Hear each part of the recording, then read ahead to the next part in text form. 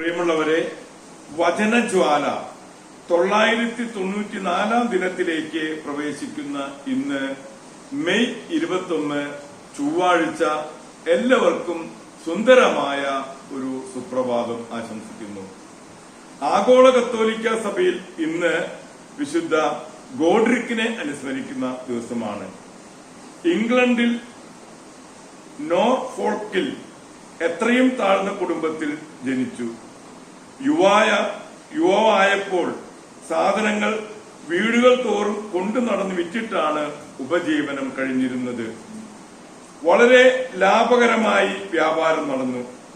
ഈ യാത്രകളിൽ വിശുദ്ധ കിത്ബർട്ടിന്റെ അന്ത്യവിശ്രമ കേന്ദ്രം സന്ദർശിച്ചപ്പോൾ ആ വിശുദ്ധനെ അനുകരിക്കാൻ ആഗ്രഹിച്ചു. തുടർന്ന് പ്രായശ്ചിത്ത ബഹുലമായ ഒരു ജെറൂസലേം തീർത്ഥയാത്ര നടത്തി. തിരിച്ചെത്തി ഒരു മുതലാളിയുടെ വീട്ടിൽ കാര്യസ്ഥനായി. മറ്റു വൃദ്ധരെ നയിക്കാൻ കഴിയാത്തതുകൊണ്ട് ജോലി ഉപേക്ഷിച്ചു. റോമിലും ഫ്രാൻസിലും പോയി വിശുദ്ധ ഗെയിൽസിന്റെ തീർത്ഥകേന്ദ്രവും സന്ദർശിച്ച് മടങ്ങി വന്നു. ഡർഹാം ആശ്രമത്തിൽ കുറെ നാൾ താമസിച്ചു. പിന്നീട് ഒരു വനാന്തരത്തിൽ സന്യാസ മുറയനുസരിച്ച് താമസിച്ചു.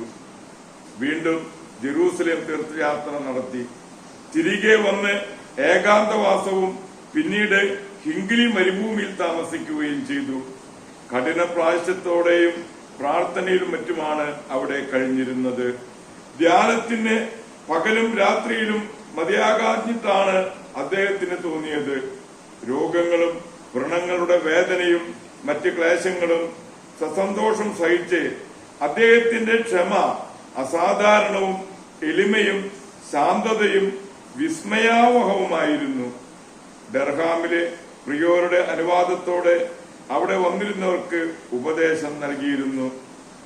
തന്റെ കഴിവുകൾ മറച്ചുവെക്കാൻ അദ്ദേഹത്തിന് കഴിഞ്ഞിരുന്നില്ല. മരിക്കുന്നതിന് മുമ്പ് ദീർഘനാൾ തളർന്നു കിടന്നുവെങ്കിലും അദ്ദേഹത്തിന്റെ നാവ് ദൈവസ്തുതി പ്രകീർത്തിച്ചിരുന്നു.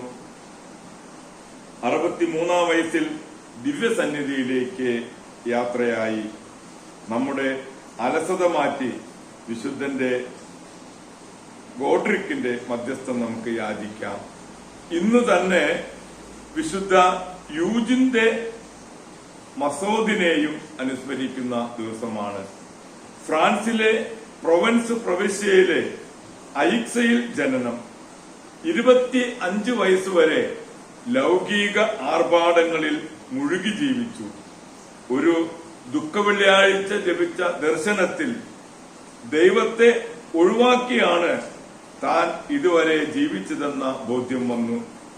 അതിനുശേഷം ദേവാലയ ശുശ്രൂഷകൾക്ക് നേതൃത്വം നൽകിയും വചനവായന, പഠനം, കാരാഗ്രഹ പ്രവാസികളെയും അവർക്ക് വേണ്ടിയുള്ള ഉപരിപ്രവർത്തനങ്ങളിലും അദ്ദേഹം മുഴുകി. 26 വയസ്സിൽ സെന്റ് സുൽഫിസ് സെമിനാരിയിൽ ചേർന്നു. 3 വർഷത്തിന് ശേഷം പൗരോഹിത്യം സ്വീകരിച്ചു. അവഗണിക്കപ്പെട്ടവർക്ക് വേണ്ടി ഒബ്ലേറ്റ്സ് ഓഫ് മേരി ഇമാക്കുലേറ്റ് എന്ന സന്യാസ സമൂഹം സ്ഥാപിച്ചു. 55 വയസ്സിൽ മാർസൈൻസിന്റെ മെത്രാനായി നിയമിതനായി. 79 വയസ്സിൽ അദ്ദേഹം ഈ ലോകത്തു നിന്ന് യാത്രയായി.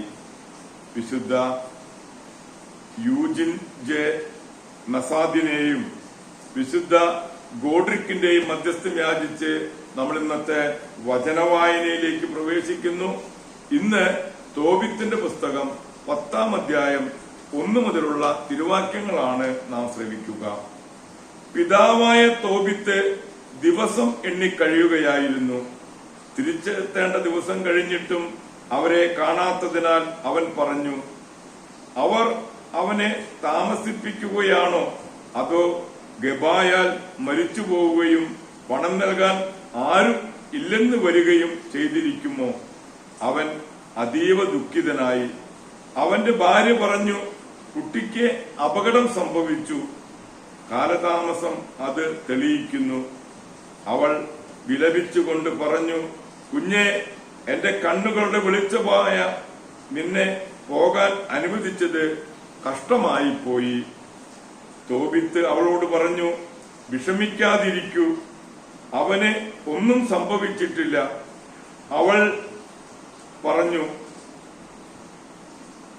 എന്നെ മിണ്ടാതിരിക്കൂ, എന്നെ കബളിപ്പിക്കാൻ നോക്കണ്ട, എന്റെ കുഞ്ഞിന് നാശം സംഭവിച്ചത് തന്നെ. എല്ലാ ദിവസവും അവർ പോയ വഴിയിലേക്ക് ചൊല്ലും, പകൽ ഒന്നും ഭക്ഷിക്കുകയില്ല, രാത്രി മുഴുവൻ തോബിയാസിനെ ഓർത്ത് വിലപിക്കും. ദൈവത്തിന്റെ തിരുവചനമാണ് നാം ശ്രവിച്ചത്.